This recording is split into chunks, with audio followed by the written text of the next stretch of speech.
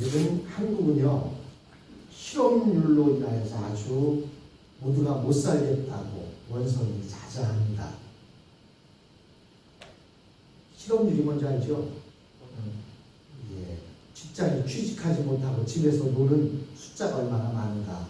미국에서도 대통령에 당선되려면 이제 첫 당선이 된 뒤에 재신임을 얻기 위해서는 실업률이 얼마나 줄어들었는가, 즉 일자리를 얼마나 늘렸으며 그로 인해서 얼마나 살기가 좋아졌고 일할 수 있는 일자리가 많아졌는가, 그것을 기준으로 해서 이제 두 번째 재선에 당선되기도 하고 떨어지기도 합니다.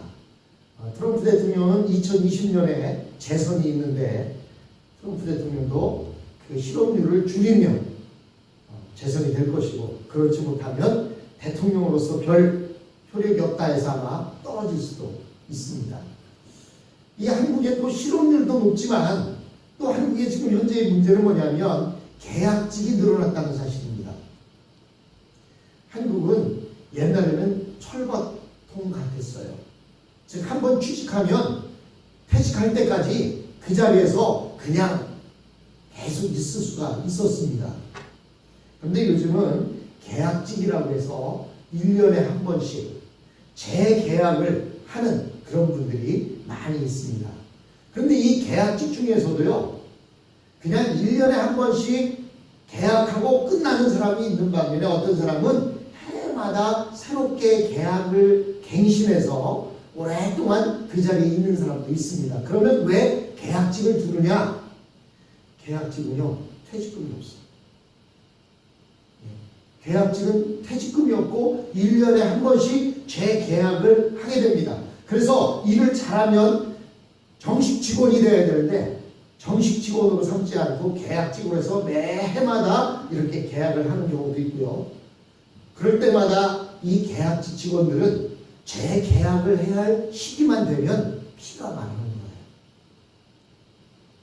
우리 가족은 내가 일해서 먹고 사는데 내가 이번 다시 계약을 재갱신할 때에 계약에 성공하면 1년 동안 또 열심히 일해서 먹고 살 수 있지만 만약에 계약에 실패하면 어떻게 돼요? 직장을 잃어버리게 되는 것입니다. 그런데 오늘 우리가 보고 있는 이스라엘 백성들이 하나님 앞에서의 이스라엘 백성들의 자격은 이 계약직과 같았습니다. 1년에 한 번씩 하나님과 하나님의 백성이라고 하는 재계약을 맺어야만 했습니다. 이스라엘 백성들이 하나님 앞에서 가지고 있는 자격이라고 하는 것은 1년에 한 번씩 연장되어지는 계약직이었다는 사실입니다. 우선 이스라엘 백성들은 원자력의 수만 배도 더 되는 능력을 가진 하나님을 모신 사람들이었습니다. 그래서 이스라엘 백성들에게 가장 중요한 것은 군대나 정치가 아니었습니다. 이스라엘 백성들에게 있어서 가장 중요한 것은 바로 제사장이었습니다. 이스라엘 백성들은 하나님과의 관계가 바르기만 하면 이 세상의 그 어떤 어려움도 문제가 없었습니다. 왜냐하면 하나님이 이스라엘 백성들의 하나님이셨기 때문입니다. 여러분, 돈에 대해서 걱정을 하면서 살고 있는 우리들이지만 만약에 삼성가나 LG나 현대의 자녀들이라고 한다면 그 사람들이 돈 걱정하며 살겠습니까? 돈 걱정을 하지 않을 것입니다. 이처럼 하나님의 백성들은 하나님과의 관계가 바르기만 해서 하나님과의 계약이 성사만 되어지면 이 세상 어떤 어려움이나 문제가 전혀 되지 않았습니다. 하나님이 이스라엘 백성들에게 3번의 절기를 지키라고 말합니다. 물론 레위기에 보면 5가지의 제사와 그리고 7가지의 절기가 나오지만 그 가운데 1년에 3차례 절기는 반드시 지키라고 말씀하십니다. 그 중에 첫 번째가 이스라엘 백성들이 이스라엘 백성에게 한 절기가 있습니다. 그 절기가 뭐죠? 바로 유월절입니다. 유월절 절기를 통해서 그들이 하나님과 백성의 관계가 맺어지게 된 것입니다. 그리고 두 번째 절기는 칠칠절이라고도 하고 또 오순절이라고도 하고 하는 그 절기를 지키라고 합니다. 또 다른 말로는 맥추절이라고도 합니다. 그때가 보리가 익을 시기였기 때문에. 칠칠절이라는 말은 6월절이 지나고 7이 7번 지난 후의 절기다. 그래서 칠칠절입니다. 구구단 외울 줄 알죠? 77, 49. 예, 그 다음 날. 그러니까 오순절이라는 얘기는 순이라는 것이 10입니다. 10이라는 숫자가 5번 지난 절기, 오순절입니다. 그래서 6월절 지나고 50일이 된 때에 지키는 절기가 바로 오순절 또는 칠칠절, 보리가 익는다고 해서 맥추절이라고 하는 그런 절기입니다. 이 절기에는 무슨 일이 있었죠? 이 절기는요, 모세가 시내산에 올라가서 호렙산에서 하나님의 말씀을 받아가지고 내려온 그 날을 기념하는 날입니다. 즉 하나님으로부터 말씀을 받은 날입니다. 근데 이 날은 신약시대에 와서는 무슨 일이 있었죠? 예수님께서 부활하시고 승천하신 뒤에 오순절에 마가다락방에서 기도하고 있던 중에 성령이 임하시는 것을 봅니다. 이날은 하나님의 말씀이 임하시는 날이요, 이날은 성령님이 임하는 날인 것입니다. 그래서 이 50일이 지난, 6월절이 지나고 50일이 지난 그 오순절, 칠칠절을 지키라고 말씀하셨습니다. 그리고 이어서 7월 10일, 이날은 수장절이라고도 하고 장막절이라고도 하고 초막절이라고도 하고 또는 대속죄일이라고도 하는 대속죄일을 지키라라고 이렇게 말씀하십니다. 그런데 오늘 우리가 보고 있는 것은 이 대속죄일에 대한 이야기를 우리가 보고 있습니다. 이 대속죄일에 대제사장 아론은 하나님의 성소 안에 있는 지성소에 1년에 딱 한 차례 들어갈 수 있는데 그날이 바로 7월 10일 대속죄일입니다. 이때 아론은 그냥 들어가지 못하고 수송아지 피를 가지고 들어갈 수 있는데 아론이 하나님 앞에서 피를 뿌리고 살아서 나오면 이스라엘 백성 전체의 죄가 전부 다 사하여지는 것입니다. 그래서 대제사장이 대속죄일에 지성소에 들어가서 수송아지의 피를 가지고 지성소에 들어가서 제사를 드리고 살아서 나오면 그로부터 1년간 하나님과의 관계가 다시 연장이 되는 것입니다. 이스라엘 백성들의 죄가 사해지고 1년간 그들이 하나님과의 대학직으로 살아가는 거예요. 그리고 그 다음에 며칠날? 7월 10일 날 다시 대제사장은 수송아지의 피를 가지고 지성소에 들어가서 하나님과의 관계를 새롭게 갱신하는 것입니다. 그러면 왜 하나님은 이스라엘 백성의 죄를 1년에 한 번씩 사하게 하셨을까요? 그 이유는 이때 바치는 수송아지의 피가 영구적인 효력을 가지고 있는 것이 아니었기 때문입니다. 그래서 한국에서도요, 계약직으로 있는 사람들이 매일 노력하고 열심히 하는 일이 뭐냐면 1년에 한 번씩 계약을 갱신하기 위해서 하는 것이 아니라 더 중요한 것이 있어요. 그게 뭐냐면 이제 정식 직원이 되고 싶어 하는 겁니다. 열심히 일을 해서 계약직으로 들어갔다가 열심히 일해서 그래, 너는 우리 회사에 꼭 필요한 사람이야. 그래서 너는 우리 회사의 정식 직원. 그러면 그 사람은 그 다음부터 은퇴할 때까지는 문제를 일으키지 않는 한은 그 직장을 다닐 수가 있는 것입니다. 마찬가지로 이스라엘 백성들에게 있어서 수송아지의 피는 1년밖에 효력이 없었습니다. 그래서 1년에 한 번씩 항상 들어가서 제사를 드리고 그곳에서 대재앙이 살아서 나오면 이스라엘 백성들은 죄를 용서함 받고 1년 계약직이 연장되는 것이었습니다. 결국 이스라엘 백성들이 하나님 앞에서 완전히 죄 용서를 받는 것은 어느 때 가능합니까? 바로 하나님의 아들이 와서 자기 피를 가지고 하늘의 지성소에 가서 우리의 죄를 대신해서 죄 용서를 받을 때, 그때부터 비로소 정식 직원이, 정식 하나님의 백성이 된 것입니다. 여러분, 우리나라는요, 남한과 북한을 가로막고 있는 휴전선 철책이 있습니다. 요즘 계속 뉴스를 들어보니까 가장 가까운 쪽에 있는 휴전선 그 초소들을 없애기로 했다. 그리고 휴전선의 철책이 300km가 되는데 그 중에 절반 정도를 없애기로 했다 하는 이야기들이 들려옵니다. 어찌하든 휴전선 철책이 있으면 그 철책은 그냥 땅덩어리는 하나입니다. 철책 하나밖에 없어요. 근데 여러분, 내가 오늘 기분도 꿀꿀한데 휴전선에 가서 조깅이나 해야지 하고 가서 휴전선에 가서 조깅을 할 수 있겠습니까? 네?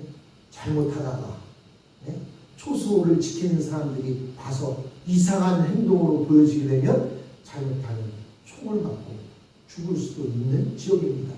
그렇기 때문에 우리 일반인들이 그 휴전선 철책 앞에 가도 통일 전망대까지는 갈 수가 있어요. 거기서 멀찍이 휴전선 철책을 바라보면서 또 저 이웃 땅, 북한 땅이 어떻게 살고 있나 망원경으로 볼 수는 있을지 몰라도 그것을 넘어갈 수는 없습니다. 그런데요, 누구는 넘어갑니까? 지난번에 보니까 남북 고위 회담을 한다고 하는데 그 남한 측에 그 회담을 하는 장소는 판문점이라고 하고요, 북한 쪽에 회담을 하는 장소는 판문각이라고 하더라고요. 판문각은 북쪽에 있습니다. 근데 이번 고위급 회담을 하는데 보니까 판문각에 들어가서 고위급 회담을 하더라고요. 그리고 문재인 대통령도 판문각에서 그 남북 회담을 한 그런 경험이 있습니다. 이처럼 아무것도 아닌 것 같은데 어떤 사람은 들어갈 수가 있고 어떤 사람은 들어가서는 안 되는 지역이 있습니다. 마찬가지로 지성소는 오직 대제사장만 들어갈 수가 있었습니다. 그것도 1년에 한 번 들어갈 수 있었습니다. 이렇게 말하니까 그러면 지성소는 대제사장만 들어갔는가? 사실 그건 아니에요.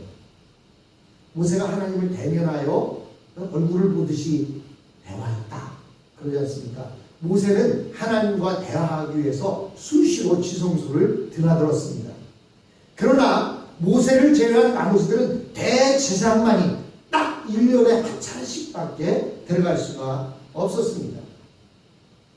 이렇게 지성소도 사실 성소와 지성소는 휘장 하나 차이지만 그 휘장 하나가 어떻게 보면 남한과 북한의 차이가 있는 것이고 천국과 지옥만큼 큰 차이가 있는 것입니다. 그 휘장 안에 들어갈 수 있는 사람은 오직 이스라엘 전체 백성들을 대신해서 대표해서 대제사장만 들어갈 수가 있습니다. 그것도 7월 10일 대속죄일에만 들어갈 수가 있었습니다. 결국 대제사장 아론은 수송아지 피가 하나님과 이스라엘을 연결하는 고리가 되었던 것입니다. 그런데 예수님께서 십자가에서 못 박히셔서 운명하셨을 때 바로 이 성소와 지성소를 가르던 그 휘장이 위로부터 아래로 찢어졌다고 이야기합니다. 즉 예수님께서 우리를 대신해서 자신의 피로 하나님 앞에서 죄 용서함을 얻음으로 우리는 영구적으로 하나님의 백성으로서의 자격을 갖게 된 것입니다. 이제는 계약직 임시 백성이 아니라 영원하게 정식 이스라엘 백성들이 하나님의 백성으로서의 자격을 얻게 된 것입니다. 그래서 오늘날 우리는 매년 한 번씩 대제사장의 피를 가지고 지성소에 들어가서 예배를 드리는 그 예배가 필요가 없어진 것입니다. 그 대신 우리는 우리들 자신들의 마음대로 하나님 앞에 나와서 예배를 드릴 수가 있게 된 것입니다. 이스라엘 백성들에게 1년 중 가장 중요한 날이 바로 이 대속죄일이었습니다. 왜냐하면 이스라엘 백성들은 바로 이 대속죄일에 하나님 앞에서 속죄를 받지 못하면 하나님의 백성으로서의 자격을 상실할 수도 있기 때문입니다. 만약 이스라엘 백성들이 하나님의 백성의 자격을 상실한 채로 있으면 하나님의 능력이 재앙으로 변하게 되는 것을 발견하게 됩니다. 나중에 이스라엘 백성들이 하나님 앞에서 하나님의 백성의 자격을 상실했을 때 결국 전쟁에서 패하게 되고 또 모두 가나안 땅에서 쫓겨나는 신세가 되었습니다. 그래서 2000여 년 동안 그들은 나라 잃은 서러움으로 살아갈 수밖에 없었습니다. 여러분, 이 계약이 갱신이 잘 됐느냐 안 됐느냐를 무엇으로 알 수 있습니까? 아마 회사에서 갱신을 다시 재계약을 하려면요, 이제 상관들하고 인터뷰를 합니다.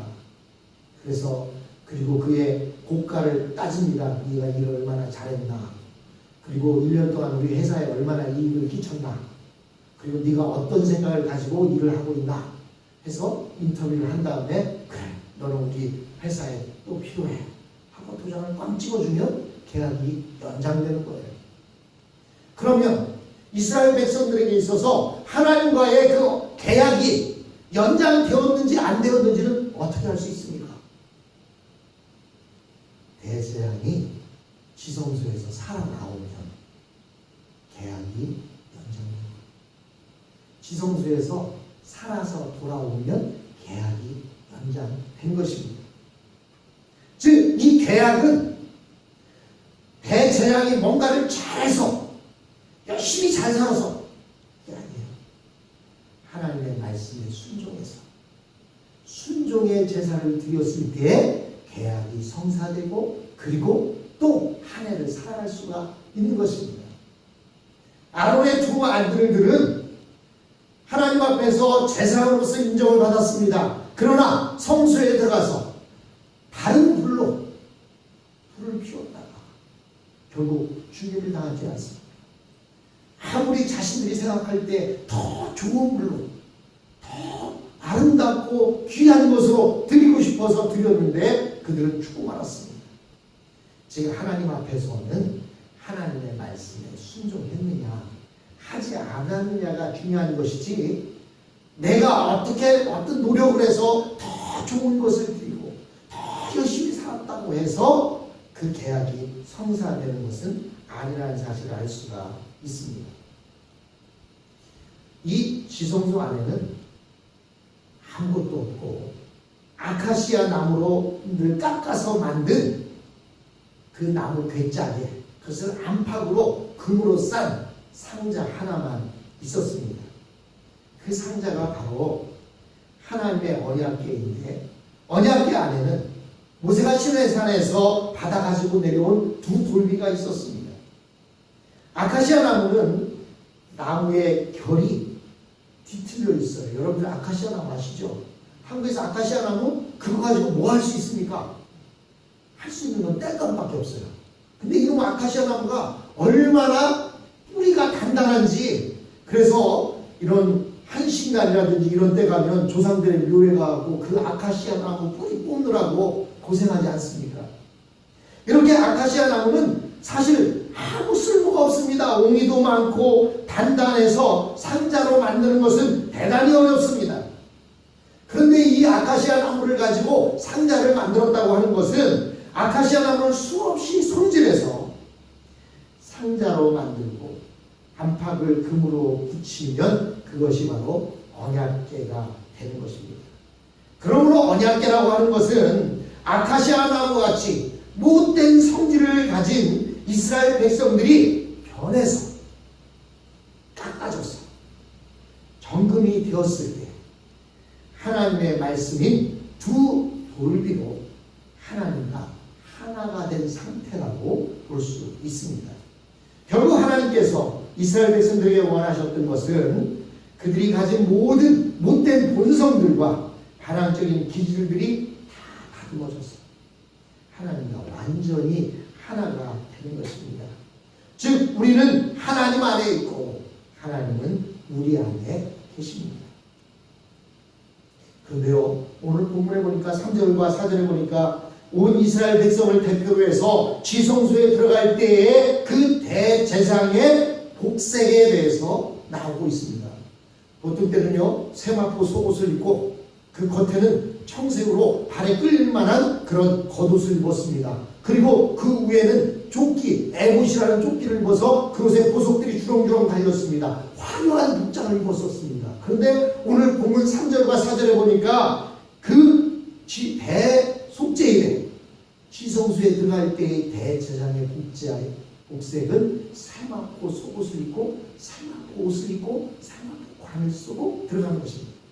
세마포 하니까요, 뭔가 멋있어 보이죠. 세마포가 뭔지 아십니까? 네, 삼배예요. 삼배옷. 여러분, 장례식에 왜 삼배옷을 입는지 아십니까? 바로 이때부터 이스라엘의 이런 풍습들이 이 생족들이 이동을 하면서 가지고 와서 아마도 그렇게 한국에서도 배옷을 입는 것 같아요. 배옷은 누가 입습니까? 옛날에는 수의로 입었어요. 수의가 뭡니까? 교도소에 갇혀있는 죄인들의 복장으로 입은 것이 뭐냐면 삼배옷이었습니다. 바지 저고리 그것을 입었었어요. 미국은 보니까 뭐 얼룩무늬를 입고, 한국은 요즘 보니까 무슨 뭐 이렇게 색깔 없이 단색으로 된 걸 입고 있는데, 예전에는 수의로 배옷을 입었어요. 배옷을 입는다는 얘기는 죄인이라는 것이에요.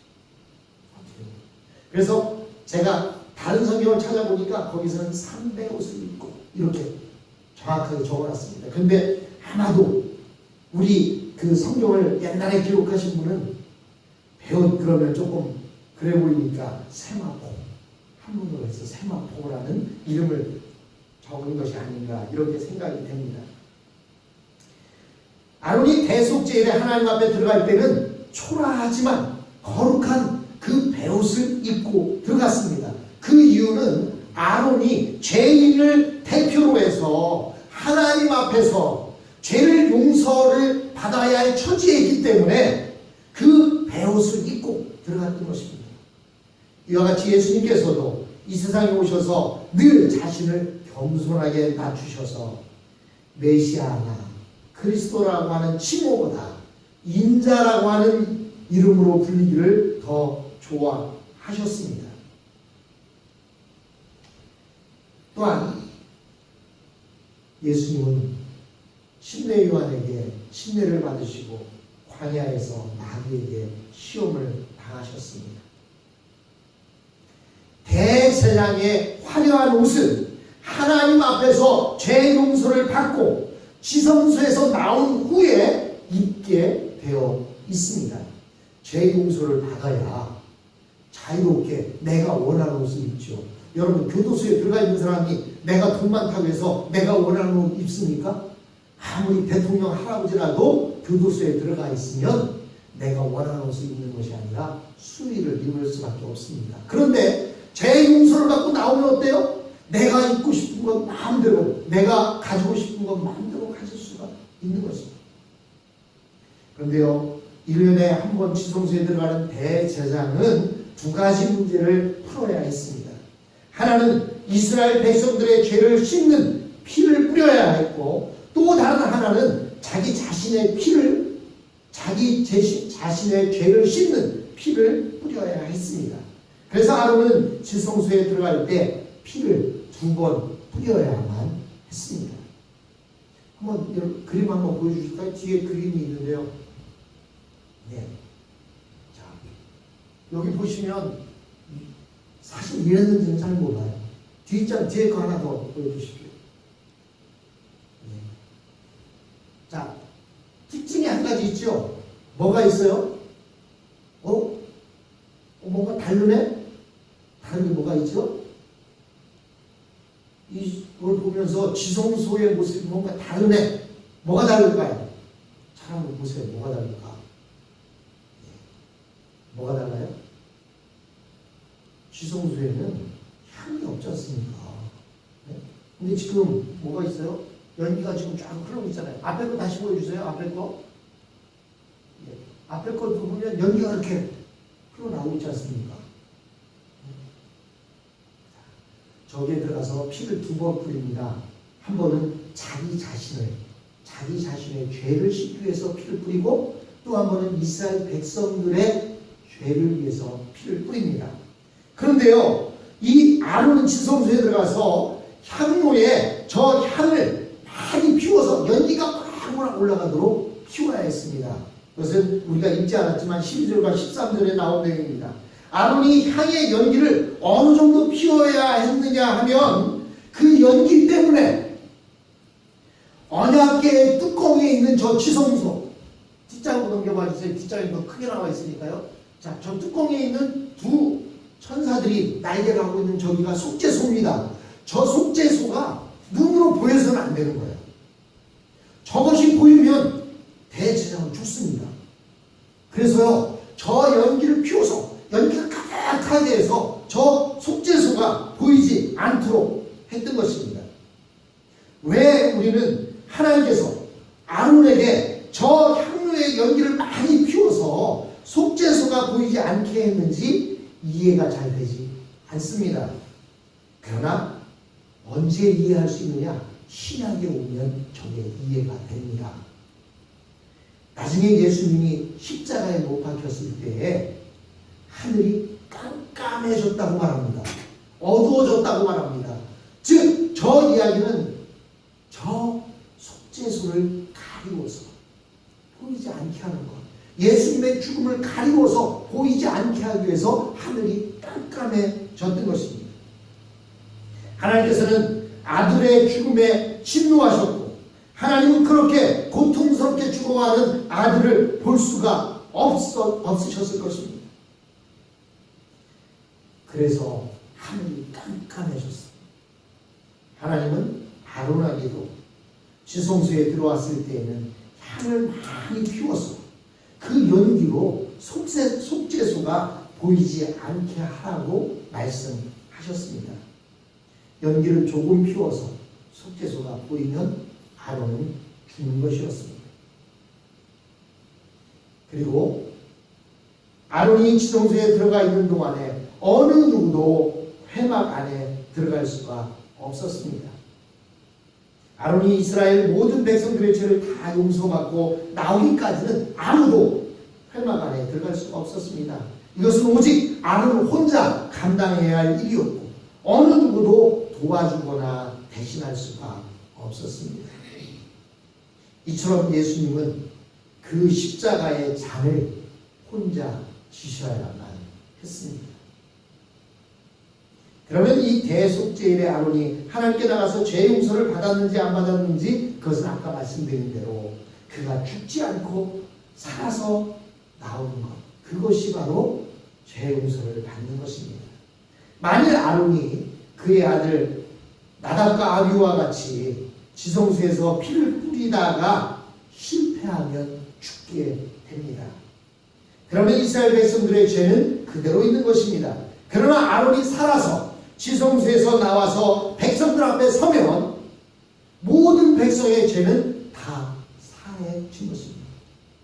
예수님께서 우리 죄를 위해서 십자가에 달려 죽으시고 부활하시지 않으시면 우리는 실패한 죄인이었을 것입니다. 예수님께서 십자가에서 죽으신 후 바로 천국으로 올라간 것이 아니라 무덤문을 여시고 나와서 제자들 앞에 보였습니다. 그 이야기는 그래서 중요한 겁니다. 아론이 지성소에 들어가서 피를 뿌리고 살아서 나왔다는 것을 백성들 앞에 보이는 그 순간 그들의 죄는 1년간 사해지고 하나님의 백성으로서의 계약을 맺는 것입니다. 만약에 예수님이 그냥 죽으시고 천국으로 곧장 올라가셨다고 한다면 우리의 죄는 사함받을 수가 없었습니다. 그런데 예수님은 무덤을 여시고 제자들에게 보이셔서 내가 이렇게 살았음을 보여주셨는데, 그것이 바로 다 이 레위기와 연결되어 있는 말씀인 것입니다. 예수님께서 죽음에서 부활하시고 무덤을 열고 나오셨다라고 하는 것은 우리 모든 자들의 죄를 사하시는데 성공했다라는 것을 의미하는 것입니다. 그래서 우리는 이제 계약직의 하나님의 백성이 아니라 영원한 하나님의 백성들이 되어진 것입니다. 그 하나님을 찬양, 그 예수님의 사랑에 감격하는 우리의 모습이 되었으면 합니다.